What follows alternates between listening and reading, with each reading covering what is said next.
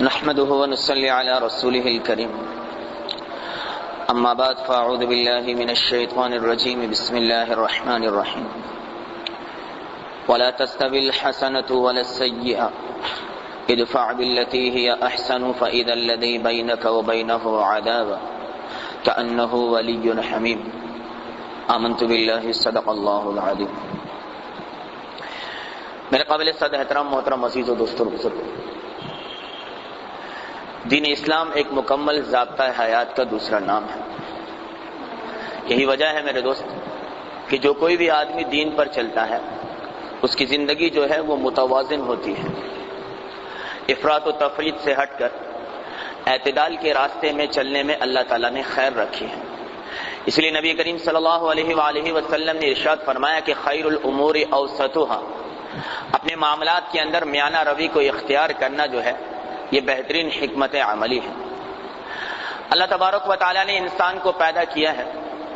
اور پیدا کرنے کے بعد ہر ایک انسان پر خواہ وہ مرد ہے یا عورت ہے دو طرح کی ذمہ داریاں عائد کر دی ہیں۔ ایک ذمہ داری یہ ہے کہ وہ حقوق اللہ کو ادا کرے گا، یعنی کہ اللہ تبارک و تعالیٰ کی عبادت کرے گا، اور دوسری ذمہ داری اس کی یہ ہے کہ وہ حقوق العباد کی ادائیگی کرے گا، یعنی کہ اپنی معاشرت کو بھی اللہ تعالیٰ کی عبادت کے ساتھ ساتھ لے کر چلنے والا بنے گا۔ اور اصولی بات ہے میرے محترم عزیزوں، اسی آدمی کی زندگی جو ہے وہ ماڈل قرار دی جاتی ہے، اور وہی آدمی اپنی زندگی کو ماڈل بنا کر لوگوں کے سامنے رکھ سکتا ہے جو فرمایا حقوق اللہ کے ساتھ ساتھ حقوق العباد کو بھی ادا کرنے والا بنے۔ اور اس میں کوئی شک نہیں، یہ بالکل صریح حقیقت ہے کہ اللہ تبارک و تعالیٰ نے اپنے محبوب صلی اللہ علیہ وآلہ وسلم کو وہ پاک مقدس اور اطہر زندگی عطا فرمائی تھی کہ آپ صلی اللہ علیہ وسلم کی مسجد نبوی کی زندگی دیکھیں تو عبادت میں کوئی ثانی نہیں ملتا۔ آپ صلی اللہ علیہ وآلہ وسلم کے گھر کی زندگی دیکھیں تو فرمایا کہ آپ صلی اللہ علیہ وآلہ وسلم کے گھر کی زندگی دیکھیں تو معاشرت کے اندر بھی آپ صلی اللہ علیہ وسلم کا کوئی ثانی نہیں ملتا ہے۔ اس لیے میرے محترم عزیز ہوں، اللہ تبارک و تعالیٰ سے اپنے معاملات کے اندر میانہ روی اختیار کریں۔ بعض لوگ عبادت کے اندر اتنا آگے بڑھ جاتے ہیں، جیسے کہ ہمارے یہاں معاشرے میں دو طرح کے لوگ پائے جاتے ہیں۔ بعض لوگ آپ کو ایسے ملیں گے میرے محترم عزیز جو بہت عبادت گزار ہوں گے، بڑے فرمایا اللہ کے نام پر چلنے والے اور اللہ کی راہوں میں نکلنے والے ہوں گے، اور بڑے فرمایا نماز روزے صوم و صلات کے پابند ہوا کریں گے۔ لیکن میرے محترم عزیز جب ان کی معاشرت آپ دیکھیں تو کسی نے بہن کا حق کھایا ہوا ہے، کسی نے بھائی کا حق کھایا ہوا ہے، کوئی بیوی کے ساتھ صحیح معاملات نہیں کرتا، کوئی ماں باپ کی نافرمانی بدتمیزی اور بد اخلاقی سے ماں باپ کے ساتھ پیش آتا ہے، تو ایسے حقوق العباد کی ادائیگی جو ہے وہ جنت میں جانے کا ذریعہ نہیں بن سکتی ہے۔ بعض لوگ آپ کو ایسے بھی ملیں گے جو خوش اخلاقی کے تو بہت بڑے دعوے دار ہوں گے، بڑے خوش اخلاقی کے دعوے کرنے والے بنیں گے کہ جی ہم پر کسی کا حق نہیں، اپنی زندگی میں ہم نے بہن بھائیوں کو بچوں کو بیویوں کو جو ہے وہ حق تقسیم کر دیا ہے۔ لیکن میرے محترم عزیزوں دیکھیں گے تو ان کو نماز کی فرصت ہی نہیں ہوگی، قرآن پاک کی تلاوت کے اندر قرآن پاک کی تلاوت کرنے کے لیے جو ہے وہ ان کے پاس وقت ہی نہیں ہوگا۔ تو میرے محترم عزیزوں یہ آدمی بھی بیمار ہے اور وہ آدمی بھی بیمار ہے۔ ایک آدمی کے اندر مرض یہ ہے کہ وہ حقوق العباد کی ادائیگی میں کوتاہی کر رہا ہے، اور دوسرے کے اندر مرض یہ ہے کہ وہ حقوق اللہ کی ادائیگی کے اندر کوتاہی کرنے والا بن گیا ہے۔ اس لیے میرے محترم عزیزوں دوستو بزرگوں، اللہ تبارک و تعالیٰ سے جب کبھی بھی ہاتھ اٹھا کر دعا مانگی جائے تو یہی دعا مانگنی چاہیے کہ یا باری تعالیٰ تو ہمیں حقوق اللہ اور حقوق العباد دونوں ہی کو ادا کرنے کی توفیق عطا فرما۔ حضرت عبداللہ بن انیس رحمۃ اللہ علیہ اللہ والے بزرگ گزرے ہیں، فرماتے ہیں کہ روز قیامت اللہ تبارک و تعالیٰ جب تمام کے تمام لوگوں کو فرمایا کہ میدان حشر میں جمع کریں گے تو قبل اس کے کہ فرمائے حساب کتاب کا معاملہ شروع ہو ایک اعلان عام کر دیا جائے گا کہ لوگوں کوئی بھی جنتی جنت میں نہیں جا سکتا اور نہ ہی کوئی جہنمی جہنم میں جا سکتا ہے جب تک کہ فرمایا کہ تم ایک دوسرے کے حق کو ادا کرنے والے نہ بن جاؤ۔ ایک مرتبہ بنی اسرائیل پر 7 سال تک قحط پڑا، اور ایسا قحط پڑا میرے محترم عزیزوں کہ بنی اسرائیل کے لوگوں کو کھانے پینے کے ساتھ ساتھ جینے کے بھی لالے پڑ گئے، اور فرمایا تمام کے تمام بنی اسرائیل کے لوگ موسیٰ علیہ السلام کے ساتھ کبھی جنگلوں میں جا کے دعائیں مانگتے، کبھی ویرانوں میں جا کر دعائیں مانگتے، کبھی پہاڑوں پہ چڑھ کے اللہ تبارک و تعالیٰ کے آگے گریہ وزاری کرتے۔ جب کچھ عرصہ گزر گیا تو اللہ تبارک و تعالیٰ نے حضرت موسیٰ علیہ السلام کی طرف وحی نازل فرمائی کہ موسیٰ اگر یہ سارے کے سارے روتے روتے خشک کوڑا بھی بن جائیں گے تو بھی اللہ تبارک و تعالیٰ تیرا رب اس وقت تک فرمائے ان کے حالات کو درست نہیں کرے گا جب تک کہ یہ لوگوں کے حق کو ادا کرنے والے نہیں بنیں گے۔ میرے محترم عزیز و دوستوں اور بزرگوں، یہ دنیا ہے اور دنیا میں رہتے ہوئے دو انسانوں کا آپس میں اختلاف ہو سکتا ہے، اس میں کوئی فرمایا شک و شبے کی گنجائش نہیں۔ ایک آدمی یا ایک عورت برتن دھو رہی ہے، برتن دھوتے ہوئے اس کے ہاتھوں سے دونوں برتن آپس میں ٹکرا بھی جایا کرتے ہیں، بڑے تجربے کار ڈرائیور ہیں، ہائی وے پہ ڈرائیونگ کر رہے ہوتے ہیں، پھر بھی دونوں کا آپس کے اندر ایکسیڈنٹ ہو جاتا ہے۔ جب یہ چیزیں محال نہیں تو دو اچھے آدمیوں کا آپس میں اختلاف ہونا یہ بھی کوئی محال بات نہیں ہے، ہو سکتا ہے میرے محترم عزیز۔ لیکن میرے محترم عزیز علماء فرماتے ہیں کہ بہتر آدمی وہی ہے جو عفو اور درگزر والا معاملہ کرے، اس لیے کہ جناب نبی کریم صلی اللہ علیہ وآلہ وسلم کا فرمان ہے کہ جو آدمی لوگوں کی غلطیوں کو دنیا کے اندر جلد معاف کر دیا کرتا ہے، اللہ تبارک و تعالیٰ بھی روز قیامت اس کے گناہوں کے معاف کرنے کے اندر تاخیر نہیں فرمائیں گے، بلکہ جلد ہی اس کے گناہوں کو معاف کر کے اسے جنت میں داخل کر دیں گے۔ اور حضرت ابوبکر صدیق رضی اللہ تعالیٰ عنہ نے تو بڑی پیاری بات ارشاد فرمایا کہ لوگوں، نادانوں اور بے وقوفوں کی باتوں پر درگزر والا معاملہ کرنا،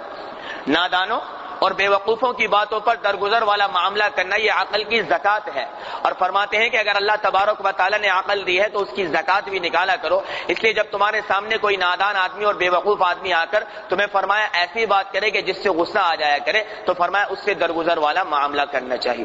اس لیے میرے محترم عزیزوں کہ اللہ تبارک و تعالیٰ نے دنیا کے اندر دو طرح کے انسان بنائے، بات سنیے گا، بڑی قیمتی بات ہے۔ دو طرح کے انسان اللہ تبارک و تعالیٰ نے دنیا کے اندر بنائے ہیں۔ بعض لوگ ہوتے ہیں شہد کی مکھی کی طرح اور بعض لوگ ہوتے ہیں گندی مکھی کی طرح۔ شہد کی مکھی کو آپ نے دیکھا ہوگا میرے محترم عزیزوں، وہ اڑے گی تو باغیچے میں، اڑے گی تو فرمایا کھیت کھلیانوں کے اندر، اور بیٹھے گی تو فرمایا پھل کے اوپر یا پھول کے اوپر یا فروٹ کے اوپر۔ اور میرے محترم عزیزوں دوستوں اور بزرگوں، گندی مکھی کو بھی آپ نے دیکھا ہوگا، وہ اڑے گی تو فرمایا کہ گٹروں کے اندر، اڑے گی تو فرمایا بیت الخلاؤں کے اندر، وہ اڑے گی تو فرمایا کہ کچرا کنڈیوں کے اندر، اور وہ بیٹھے گی تو گندگی کے اوپر، گندی جگہ پر۔ اگر ہمارے جسم پر بھی آ کر بیٹھے گی تو ہمارے جسم کے زخم پر آ کر بیٹھ جائے گی۔ اس لیے میرے محترم عزیزوں کہ شہد کی مکھی کی جو فطرت ہے اس کے اندر طہارت ہے، پاکی ہے، صاف ستھری فطرت اللہ تعالیٰ نے اسے عطا فرمائی ہے، اس لیے وہ خود بھی پاک صاف ہے، اور فرمایا اپنی ذات سے فرمایا جو کچھ بھی کھاتی ہے تو اپنے اندر سے شہد کو نکال کر لوگوں کی شفا کا ذریعہ بنتی ہے۔ اور گندی مکھی کی ذہن کے اندر گندگی بھری ہے، اس لیے وہ بیٹھتی بھی گندگی پر ہے، اور جب کسی جگہ پر بیٹھتی ہے تو گندگی کو چھوڑ کر ہی اڑ جایا کرتی ہے۔ اس مثال کو سامنے رکھ کر سمجھیے کہ دنیا میں دو طرح کے لوگ ہوتے ہیں۔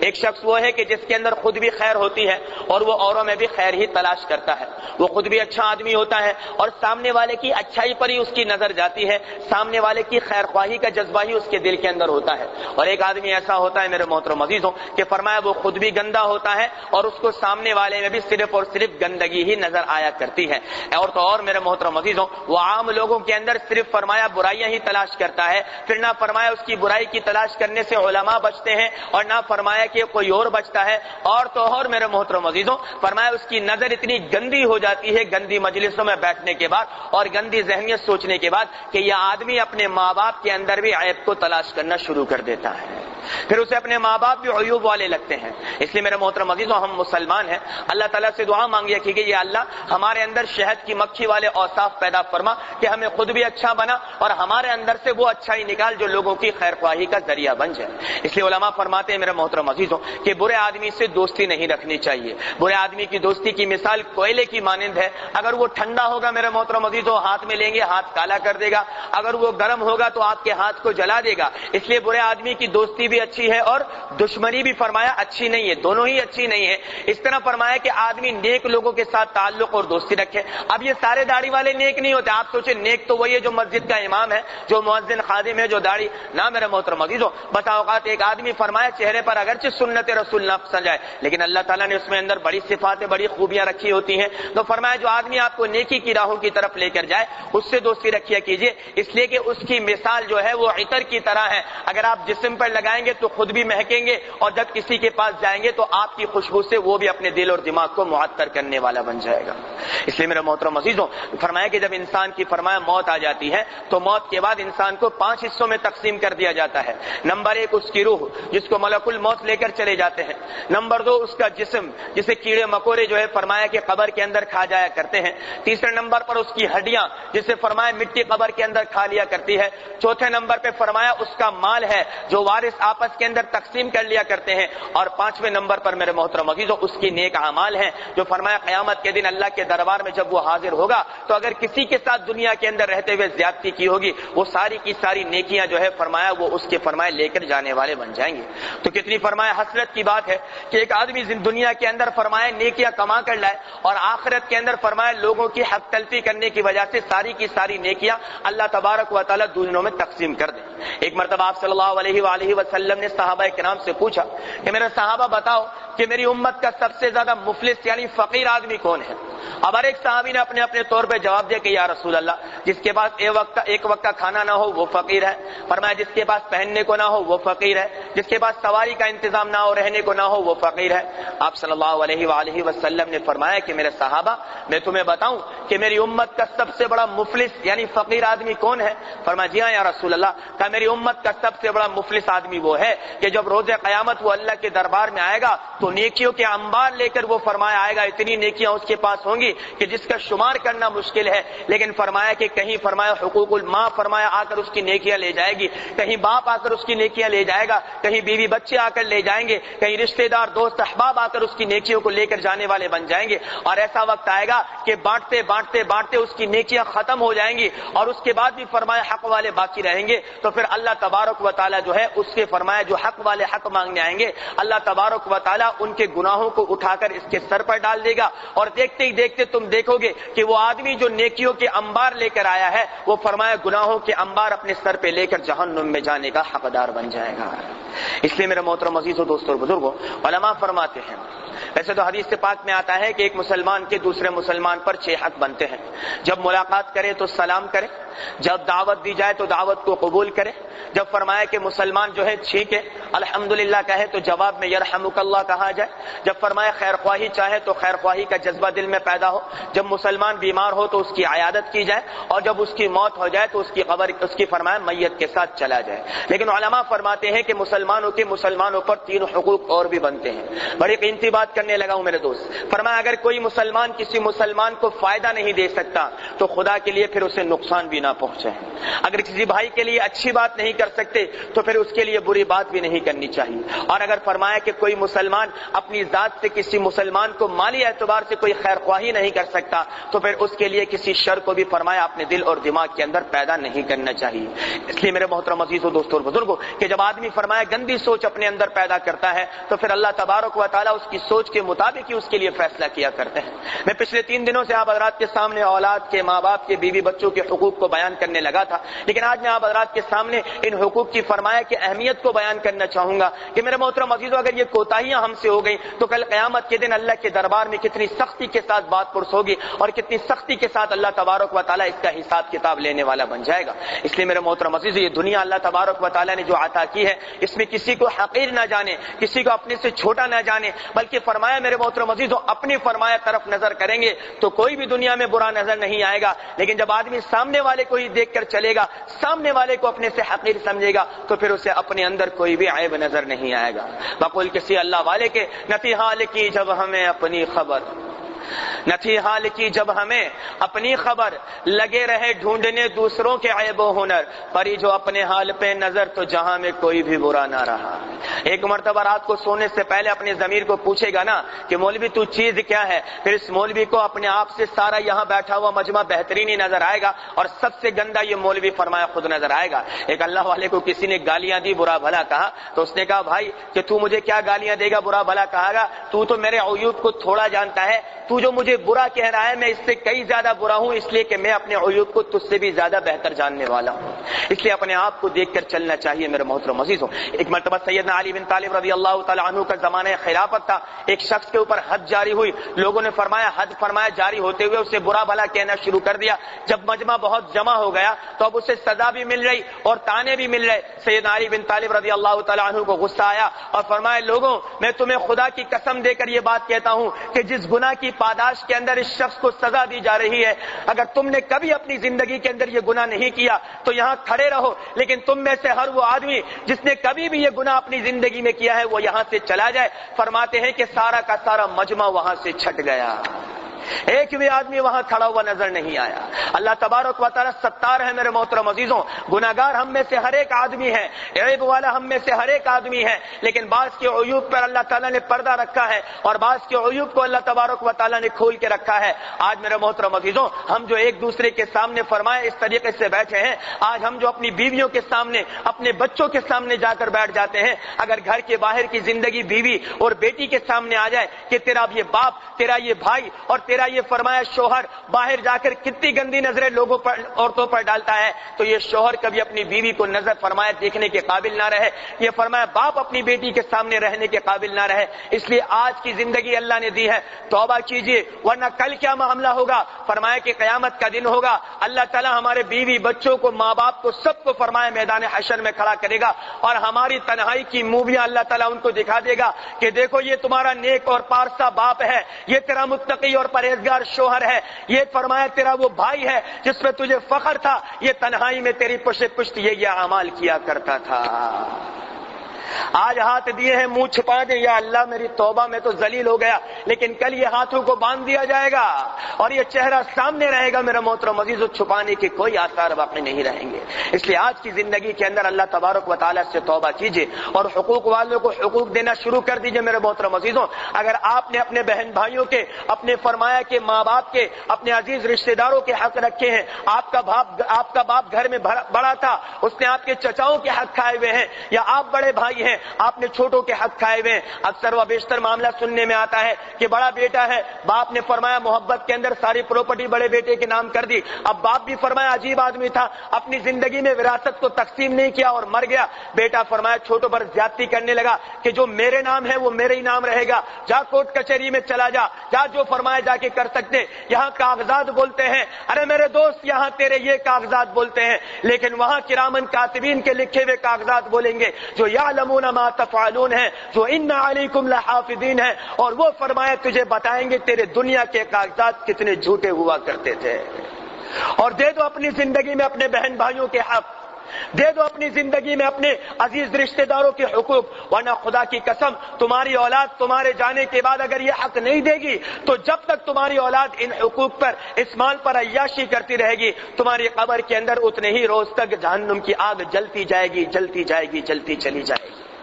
اس لیے میرے محترم عزیز و دوستو بزرگوں، حقوق العباد کے معاملے کو اتنا آسان نہ سمجھیے۔ اللہ تعالیٰ نے پل صراط پر جو 7 چوکیاں قائم کی ہیں، سب سے آخر میں فرمایا حقوق العباد ہیں، وہاں سے نہ مولوی بچ کے جا سکتا ہے، نہ فرمایا خطیب بچ کے جا سکتا ہے، نہ مجاہد نہ شہید بچ کے جا سکتا ہے، وہ بڑا سخت معاملہ ہے، وہاں اللہ تبارک و تعالیٰ بڑی سخت پکڑ کرے گا۔ اس لیے میرا محترم عزیز و دوستو اور بزرگوں، اب فرمایا میں نے زیادتی کی ہے کسی کے ساتھ، یار کوئی تلافی کا ذریعہ بن جائے، یار کوئی فرمایا ایسی بات بن جائے، تھوڑی سی عزت نفس سے نا میں معافی نہیں مانگ سکتا، تو دوست ایک کام کیا کر، جب دعا کے لیے ہاتھ اٹھائے، جس کی ساتھ زیادتیاں کی ہیں اللہ تعالیٰ سے اس کے حق میں دعائیں مانگا کر کہ اللہ میرے فلانے بھائی کو تو ترقی عطا فرما دے۔ جب تو اس کے حق میں دعائیں مانگے گا، اللہ تعالیٰ قیامت کے دن اس کو تیری دعائیں بتائے گا، اس کا دل نرم ہوگا اور وہ تجھے معاف کرنے والا بن جائے گا۔